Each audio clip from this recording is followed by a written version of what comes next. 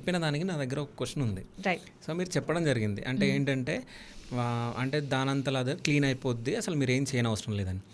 But ఇప్పుడు నాకు జరిగింది ఇది.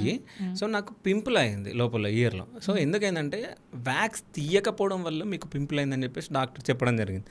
సో మరి ఇది ఎట్లా? అదే అంటున్నాను. సో దాని సైకిల్ ఉంటుంది. ఒకవేళ అది డీజనరేట్ అవ్వకపోతే సెకండ్ సైకిల్ కూడా నార్మల్గా జనరేట్ అయినప్పుడు ఇట్ గెట్స్ ఇంపాక్టెడ్ అంటే ఉన్న దానికన్నా ఎక్కువ ఉండి అది బ్లాక్ అవ్వడం.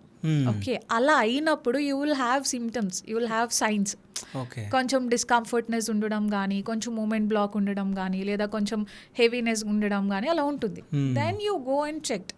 అట్లా కాకుండా అది అలా ఫుల్ అయిపోయి మనం అలా వదిలేస్తే దెన్ ఇంటర్నల్గా యూ విల్ హ్యావ్ ఇన్ఫెక్షన్స్ కానీ, ఇంటర్నల్గా you will have that sort. But there will be symptoms or signs that you ignore generally.